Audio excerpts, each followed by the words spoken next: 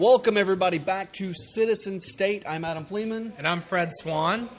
And we're coming to you from Ampersand Guild Hall. Again, we talked about this last time. This place is amazing. I love what this place is doing in the Central Georgia area.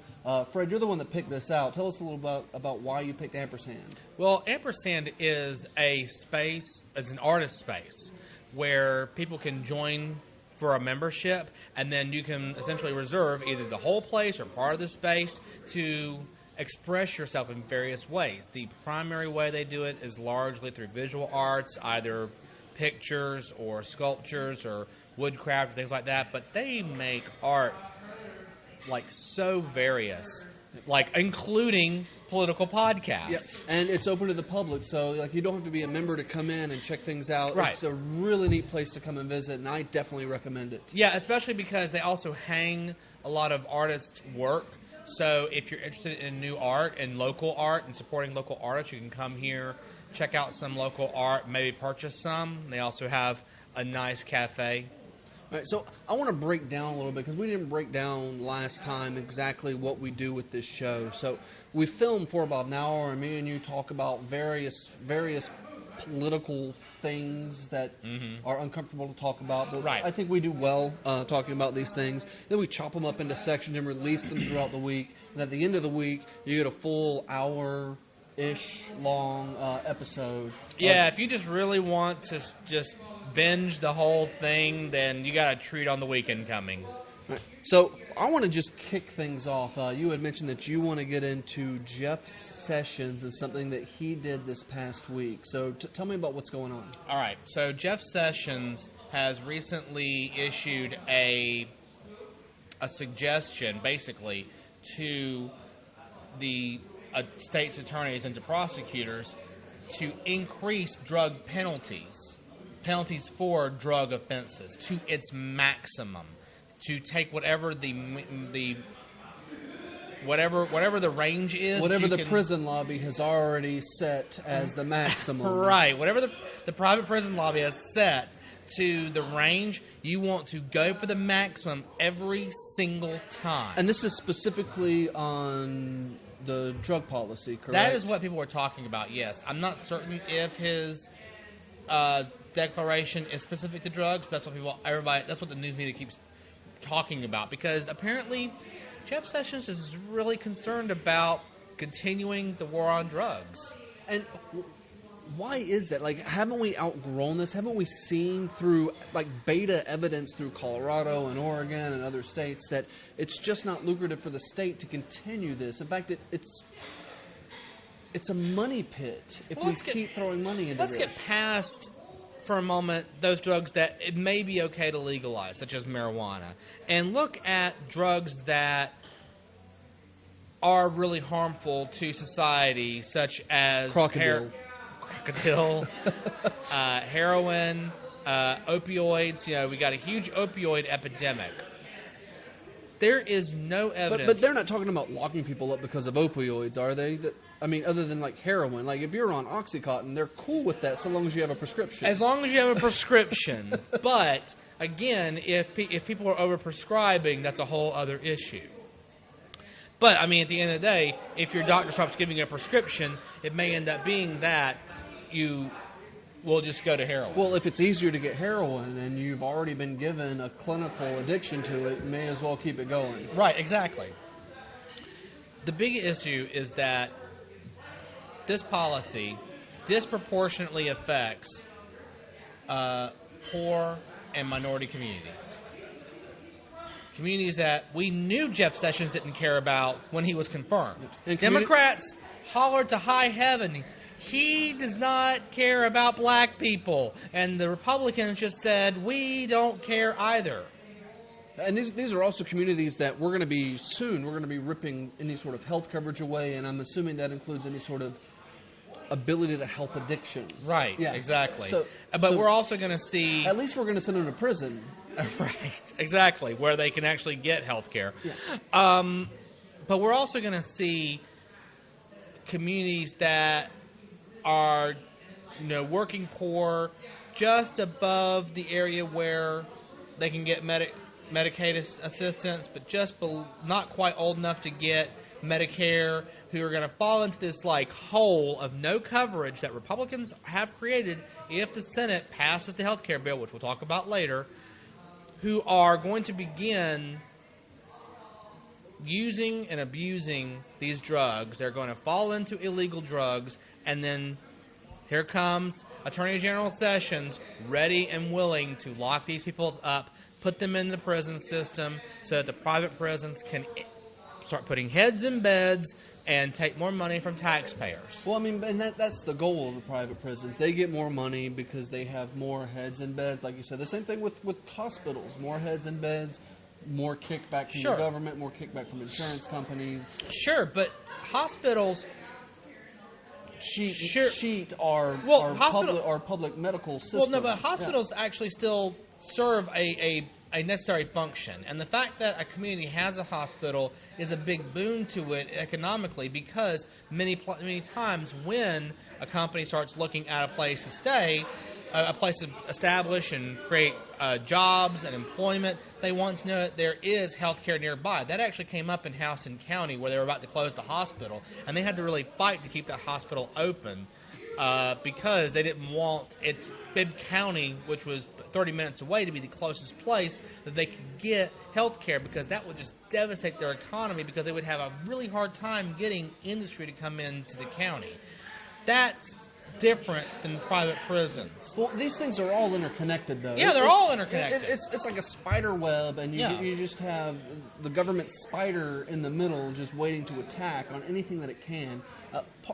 Part of it is corporate money. It's definitely corporate greed in the mix of it. And with private prisons, you got lobbying for longer prison sentences. And I kind of want to get back on the Jeff Sessions. Why is he pushing for this? Why is that a thing for him? Do we know? It would be interesting to know what his political contributions looked like right before he became Attorney General. And that's something that we can probably investigate to see if there is a connection. Like if suddenly he starts getting money from private prison corporations and whatnot. But this is a thing that's been an ideological thorn for him for a long time. Yeah, he's been saying bad things about drugs for his entire existence. Right, going to the point where the guy was saying anybody who does marijuana is not a good person. And what do you say to that? You got right. I mean, like, does he know anybody that smokes marijuana? Obviously not. I mean, not openly. I'm betting he knows a lot of people that smoke marijuana. I bet he knows a lot of people who do a lot of things. He is a politician, after all. Yeah, and I mean, they probably had to smoke it before they met with him, just to get through that meeting. All right, so the elephant in the room, and we've been talking about this all week while we've been trying to put this thing together. We wanted to talk about things that were relevant in the news, and the only thing we could come up with was President Trump, and President Trump, and President Trump. Right. And I feel like I'm just being inundated with this Trump 24/7. There's nothing else out there, and I have a couple of mixed emotions about it. And part of it is, when it comes time to vote here at the midterms, are people going to be so tired of politics? And this is just one side of it. Are they going to be so tired of politics that they're not even going to want to go and spend their energy on something that's just consumed so much of their day-to-day for the past however many months? Well, that is one of the theories about why Clinton lost the election. There was actually a low voter turnout, and it was people who were so over the Trump and Clinton feuding. Well, and the primaries have been starting earlier and earlier every general election. Right. And we had one candidate who elicited a whole lot of energy from a small group, and another candidate who elicited some amount of energy from a larger group, and the energy just ran out for Clinton, essentially. And I think that is a danger that we're going to have to face. But the issue that you got is that this is coming from the media. And it is. It's not even a government thing. This is the media's jumping on. Trump gets the ratings, so that's all that they cover. I told you earlier, I want a plane to crash. I want a plane to go missing so that CNN can talk about that for 24 hours and I can get a break. Because it's just every day, and I don't even want to watch the news. Well, I mean, first of all, your problem is you're watching CNN because the only thing that they cover are plane crashes and Donald Trump. Well, that's all they got. Yeah. But the real issue is that the media is going to cover what is popular and what people will watch. And that's been the case forever. So at the end of the day, is it that the people are not being given enough of a challenge? Or is it a case where perhaps people just are being given what they want too much and eventually overloading on it, and the media is just not savvy to that? Yeah, and I don't think the media is very savvy as it is. I mean, I think that they've done a disservice. And I know that we're sitting here and are we the media right now? I mean, we not yet. We don't have media. We are over a media. We don't have the media's reach yet. But like, by the way, click like and share. Right there. Right, this guy knows what's going on. Again, I'm just really sick of it. And this past week, it wasn't just Trump, but they introduced. I mean, I won't say somebody new, but they introduced Comey and this whole new thing that was it was a mushroom And cloud. we're going to talk about Comey in a little bit because we wanted to talk about something else other than Comey, but we can't because it's all anybody's talking about. Because the media is just covering Comey. And that's everything that's going on, and they're stuck to it. And there's other things going on. Like we were talking about this malware. Yeah. This tech, if you guys want to go tech for a second.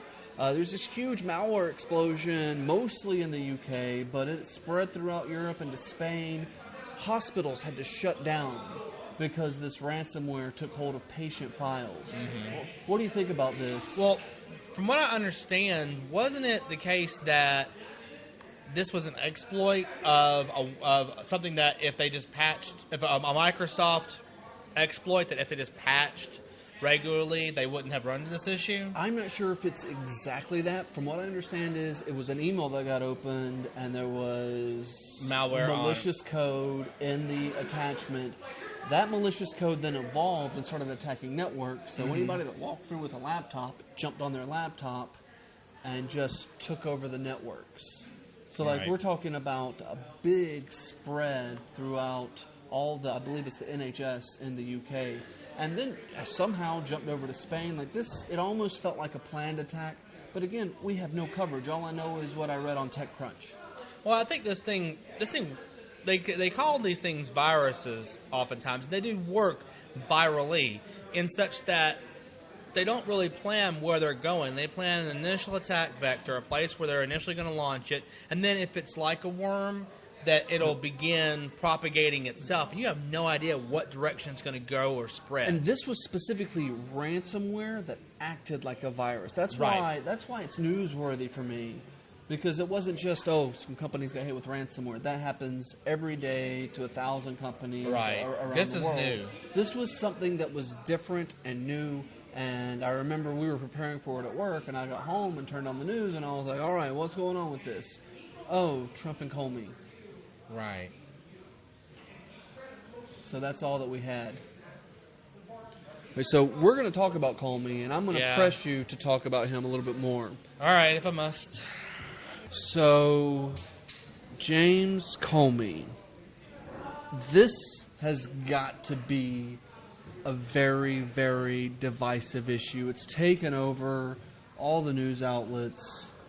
Trump fires Comey. A guy that the Democrats wanted fired a while back. Yes. And now recently the Republicans have wanted him fired. And I'm still sitting here I feel like I'm in the middle of this because he should have been fired a long time ago. I felt he mishandled a whole lot of stuff. And yet he stayed there in his job. And tell me about what you think led up to this. All right. And what do you think the firing actually means for long-term President Trump? Okay. So we know what was in the letter. The letter said that in consultation with the Attorney General and the Deputy Attorney General, I've decided to fire you. Oh, and by the way, You never investigated me. 3 times you told me you didn't investigate me. Thank you for that. Not that that has anything to do with this. Thank you for telling me that I'm handsome. Right. I appreciate that. And so we have that official story.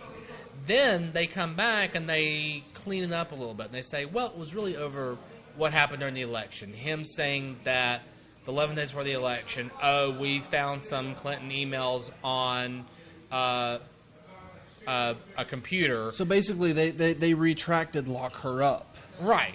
Well, they retracted lock her up at like a day one. Like, lock her up, lock her up. Oh, I'm elected? She's okay. Just send her to Aspen. It's fine. She's not, there's no problem. Yeah, I'm sure that a lot of the MAGA heads are really unhappy about how... I mean, I could imagine that they feel like this is a broken campaign promise. It is a broken campaign promise. Yeah. There's no way you can't not see it as a broken campaign promise. Like he said, I'm going to investigate her. I'm going to lock her up for the sending emails or whatever. Yeah, but instead he decided to drain the swamp from the guy that didn't. It's so garbled. I think the biggest problem I have with this is the timing. Why did you wait so long? You've waited, 5 months since you were inaugurated. You could have done this on January 20th. You could have did this any time. It's taking you 5 months to get here. And then all of a sudden you're like, oh yeah, remember that thing with the election? Well, you're gone. Yeah, You're gone because of that, but, But we've talked about this, and Donald Trump is an emotional reactor, almost, and I don't even know if that's what he is. That's what his persona has been. I think Donald Trump's whatever Donald Trump wants to be on whatever day of the week it is. I think he's very good at changing that up, but he does seem to be more emotional than calculated. Right, and you see this with the Lester Holt interview he did with MSNBC or NBC, where he said, I decided to fire him. Well, wait a minute, didn't the Attorney General and Deputy Attorney General, didn't they? No, I decided to fire him, and I was thinking, this Russia influence in the Trump thing. He talked about himself in the third person like a special person, and all this Russia investigation, and I decided to fire him. And I'm like, he literally said he's investigating me, so I fired him on air. I mean, and that's very, very, and I hate to say very Watergatey, but it is Watergatey. I know. I don't. Everything is something gate, including up to and including Pizzagate, which was a conspiracy theory that Hillary Clinton and all of her associates were in some they're all pedophiles. They're all pedophiles at the basement of some pizza joint that ended up a man went with a gun to go take down that ring. That was how crazy that got. So is this the same though? It's not, right? This is of Watergate? No, like Pizzagate. No, of Pizzagate. Okay. Let's clarify it. 1, this isn't the same as Watergate. 2, it's not the same as Pizzagate. Certainly not the same as Pizzagate, because that was based out of literally nothing. They read the emails. This was Ancient Aliens. They did an Ancient Aliens connection. They did. They read the emails. They saw some things about pizza. They decided code words of nothing that it was all code words. Alex Jones, by the way, anybody who's watching, watch Alex Jones. Not because he's a great news source, but he is so entertaining. He is entertaining. He is. The episodes when he has no shirt are probably the worst or best. I don't know. Depends upon your level of discomfort. But really, it's just pure entertainment value if you just don't take it seriously. The problem is that people take it seriously. They do. And the Pizzagate, I remember seeing, even oh God, I forget his last name. Ben Swan. Ben Swan, yeah, came out with no relation at all. But he came out with a whole lot of stuff, and it did need an investigation, and I don't know if anything ever came about except for letting it die out. Right, and this is the thing about investigations. Investigations are one thing. Investigations, for the most part, are a good thing. I think that investigating Trump is a good thing. I will say that all these calls for impeaching Trump are at best overblown, at worst, at best premature, at worst overblown. Now, I don't care if we impeach or not. Like, if there's something illegal and we have something that actually needs to be done, sure. But honestly, at this point, like, if Trump gets impeached, I feel like we get Pence. Right. And I don't know if that's better. I don't know if that's better than a President Trump. I don't feel like it's. I feel like it's worse. I feel like it's a lot worse. So is there a political game here of pushing Trump to that line and then reeling it in real quick before you have anything on the hook? Because, I mean, it might be if you could. It might be if we could believe that Trump acted rationally and with forethought. But right now we see a guy who is an undiagnosed narcissist. Reflexive. Who lives in the moment. That's what the Comey firing was about, in my opinion. He basically just, I want to do it. I did it. It was done. Move on. Why are you still talking about it? I'm on to something else. This is the guy. So the idea that you could threaten him with something is almost laughable, because not that there aren't plenty of things to threaten him with. He's made of Teflon anyway. He doesn't care. Yeah. So if you're not really going to impeach him, he does not care. So at some point, you have to decide, okay, are we going to try to figure this guy out and work with him to some degree? Because trust me, I believe that there is some sort of Russian influence in the election. I think that's indisputable at this point. I don't really believe that Trump himself colluded with the Russians, because I think they saw him as a useful idiot, as a patsy. Let's get this guy in because we can manipulate him. But don't you think that Clinton also thought the same thing when she used her forces to prop him up through the news media? Yeah. Oh, yeah. Yeah, I did. I did. Look, if it wouldn't be on my permanent record that I ever voted in a Republican primary, I said during the primaries I would vote as a Republican, switch my votes, vote as a Republican in the primaries, and vote for Donald Trump, because he would be the absolute worst candidate. I was laughing about it because I was really afraid that we were going to get an extremist like Ted Cruz, or we were going to get, even worse, a supposed moderate like the guy from Ohio. You're talking Kasich. about Kasich, yeah. That we're going to get him, and he would be a hard general election fight. I was thinking, Trump's a clown. Trump's useless. An easy win. Like, I actually liked Kasich. I mean, he had some things that I'm not a single-issue voter. Right. But Kasich seemed like the most reasonable candidate up there on the stage. That was what kept me up at night as a Democrat, was we're going to put up somebody who's going to have some real Democratic values, who people may or may not like, and Kasich is going to seem like a reasonable alternative and make it easy for people to flip their votes as a protest vote. Well, we made it hard on him because we gave him this complete circus clown, but the circus is popular. They still did it. Like, Ringling Brothers is still in business for a reason. It is. It's popular. It is. I just wish we had a ringleader. Well, we don't. That's kind of the problem. Everybody thinks that there's a there, that there's some deep, huge conspiracy that they're going to get to the bottom of, and I think we should be investigating. Do not get me wrong. Yeah. I don't think there's any there. I think there's nothing to this. It's a hollow sphere. There's nothing. You get inside of it, and it's just empty. Look, here's where I stand with it. Okay, so we know, like, here's the facts. Russia did hack the DNC. Yes. But for me, who's the DNC? They're private. They're not public. They're not a piece of the government. They're not a piece of what we own. They help prop up candidates for the public.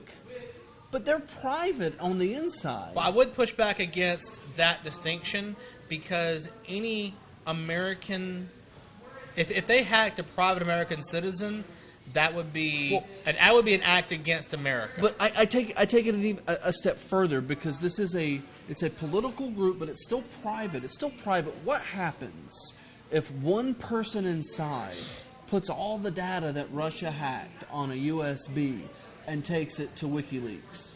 Are they treated as a whistleblower? Are they protected? Depends on who you ask. I mean, but you get where I'm going with that, right? But they're not. The people that are really mad at Russia, I feel, are the people that would protect a whistleblower. But I'm not certain that we want to raise WikiLeaks to the level of a national actor. I mean, it doesn't matter to me at a certain point because we're talking about a whistleblower delivering this information.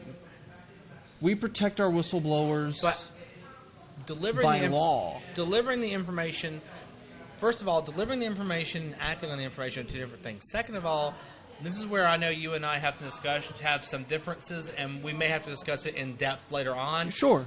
But in my opinion, nothing that came out in those emails was really all that damning. It was just the specter of the emails. For the most part, the emails were, basically, it was more Veep than House of Cards. Yeah, now, outside of the they were hilarious. Outside of the Pizzagate code. How do I program my DVR? Yeah, outside things like that. I agree with you. Outside of the Pizzagate code, which was very damning. Right.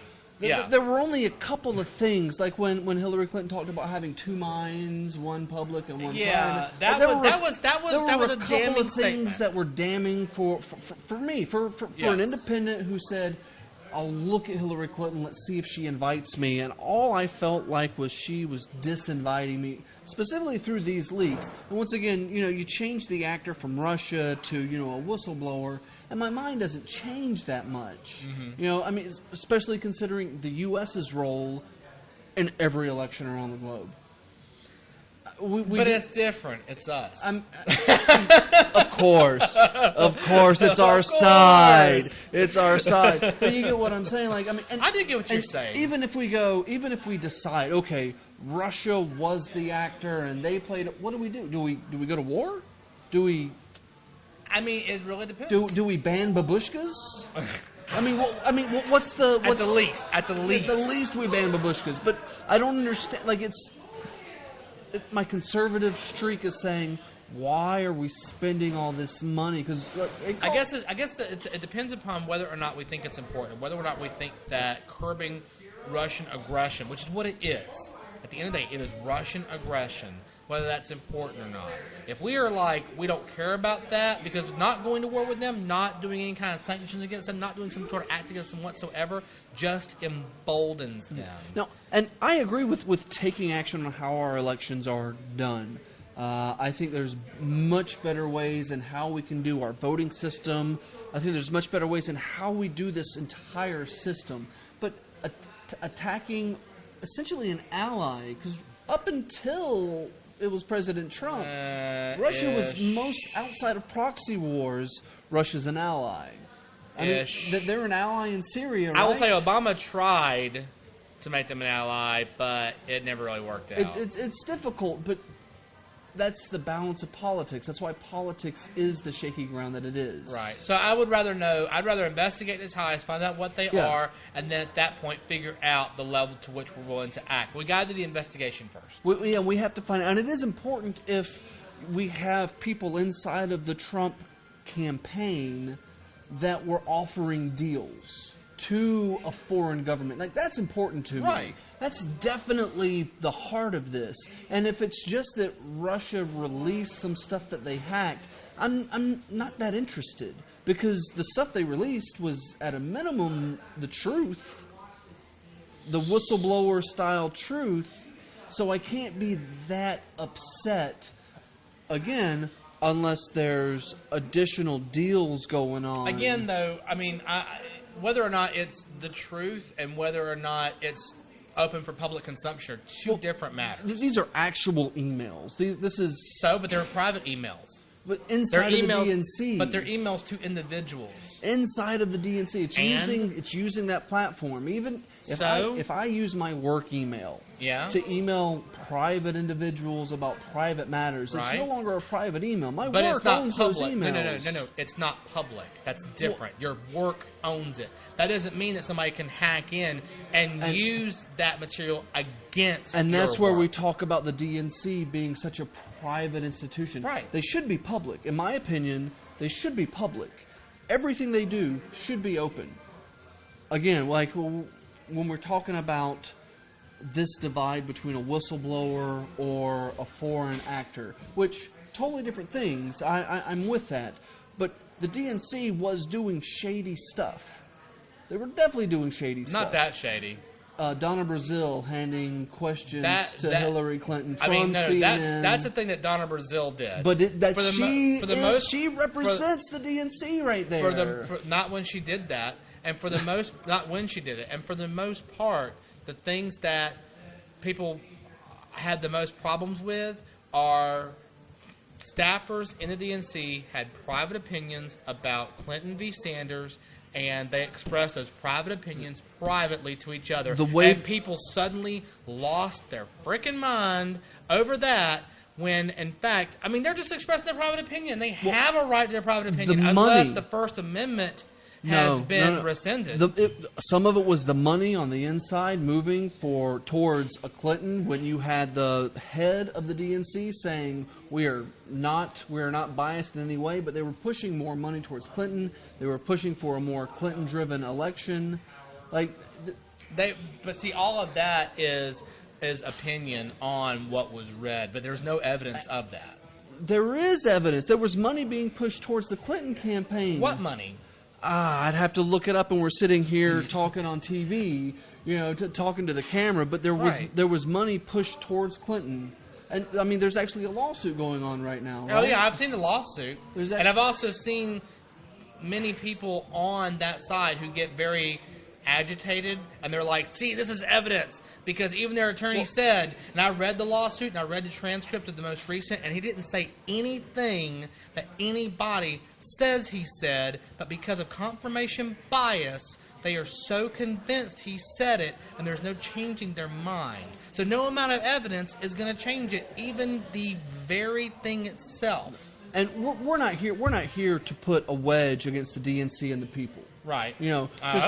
Just right away. But there was some, I mean, just like the Russia thing with the Trump candidacy. There's something there. There was something there with the DNC. I don't have any problem with investigation. Yeah. I just feel like a lot of people have already drawn conclusions where there's no evidence to support those conclusions. Well, and I want to see more. And unfortunately, there's, like I said, it was almost a money laundering campaign from what I remember. And like I said, without having the actual story in front of me, it's difficult to just say, hey, these are the facts. But there was money moving more towards the Clinton campaign than the Sanders campaign for particular reasons. The difference between these two is that currently there is a lawsuit with the DNC. Yes. So there's going to be discovery. So all of that is going to come out, whereas Trump just fired the head of the investigation. He did, and it looks shady. Trump. And it looks very, very shady.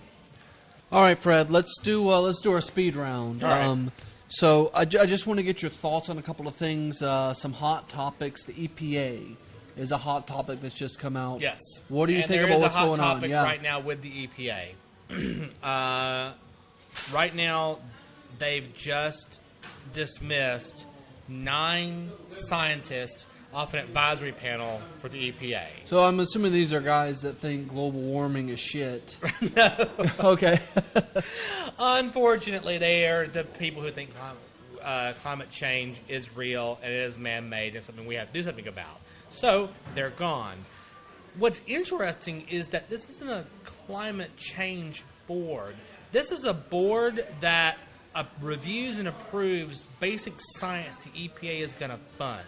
So this is science funding? Yeah. Okay. And they had 9 scientists on a board of 18 and who were, prior to this past week, pretty much guaranteed their job. But then after that, this week, they were just suddenly let go. They had their papers. No word of why. No, you're not doing a good job. No, we're going in a different direction, which we know the direction they're going in. We know the direction is increasing pollution and decreasing our lifespan as a species. But they're not going to say that. So this seems reverse of what the administration stands for. Well, how do you mean? Well, you just said the people that were released were the people that want to decrease pollution. Right.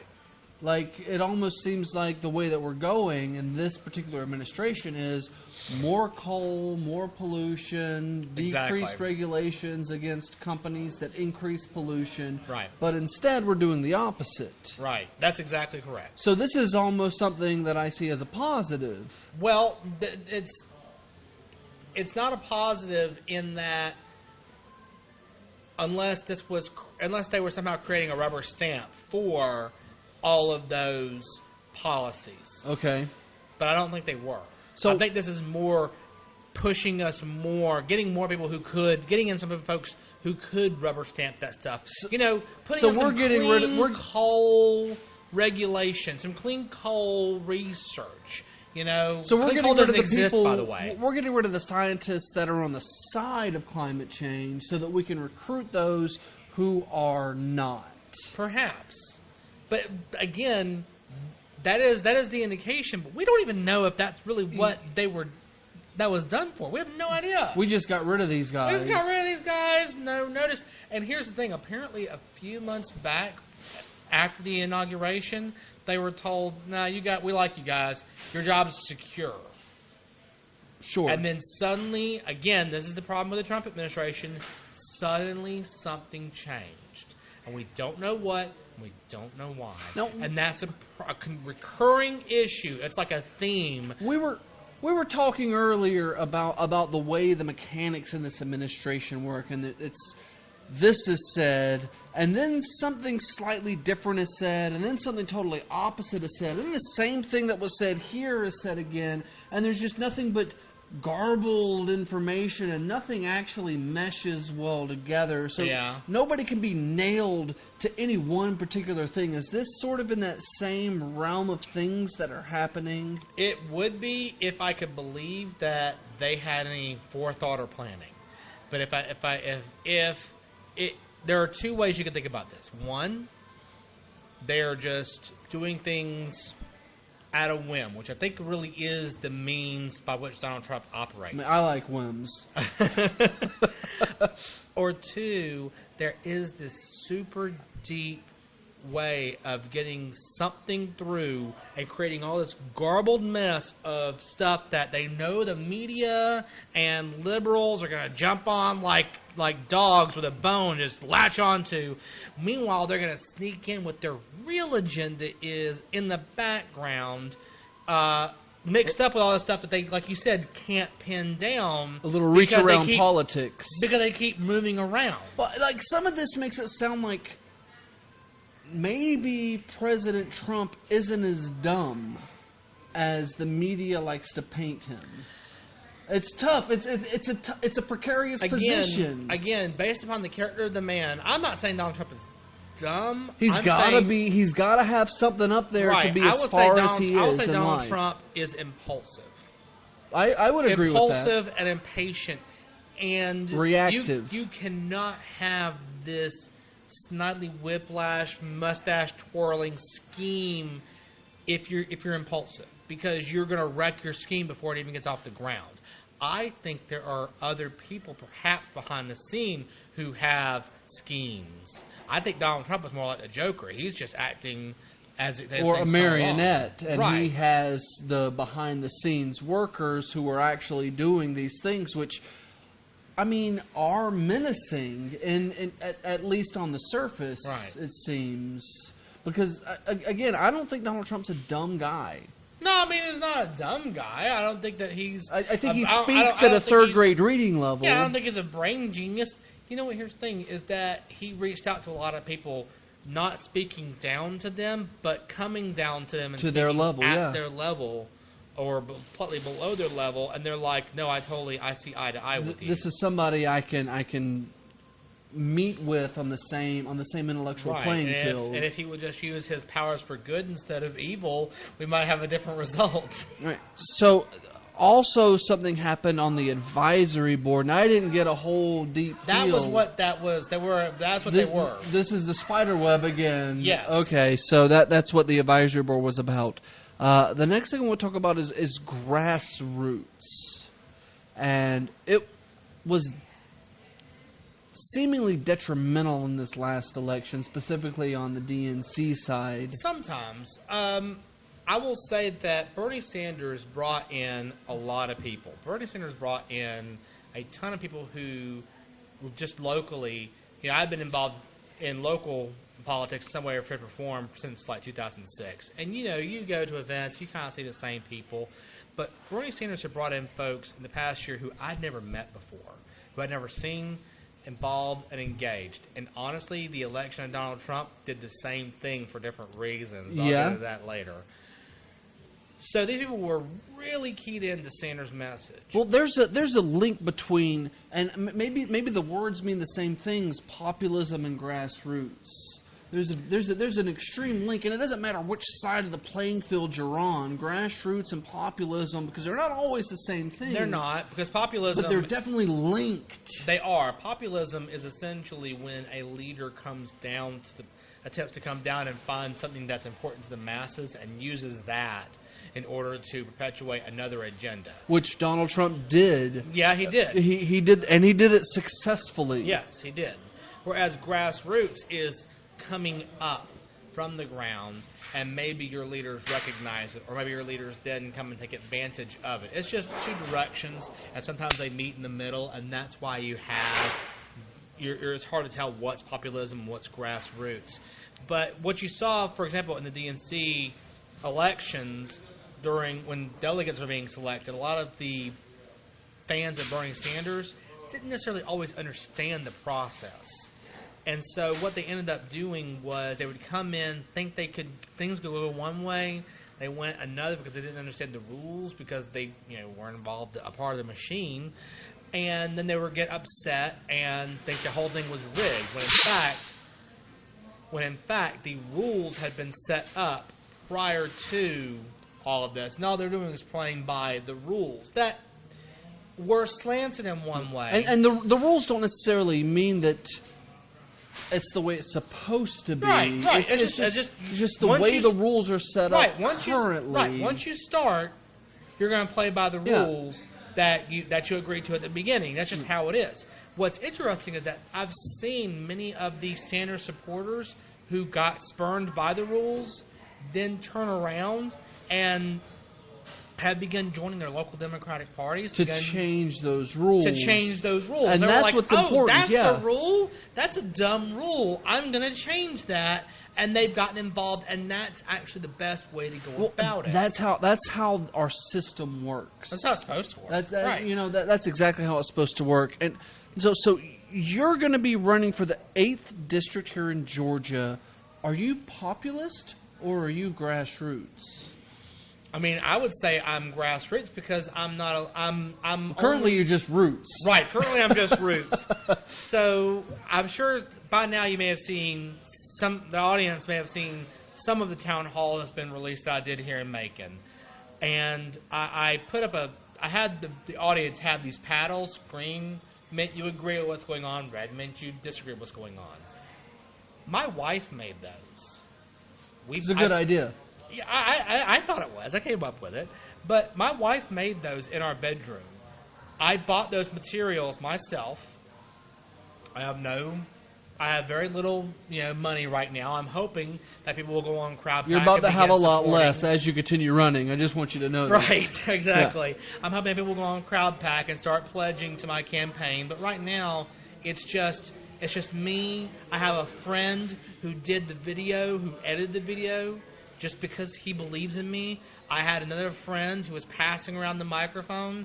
I had supporters who were blasting out things about my campaign. This is what grassroots truly is. It's a group of people who don't have political power at the top saying, no, we need to start now sowing these seeds. In my opinion, so I would say if I had to say something between the two, I would say I am grassroots.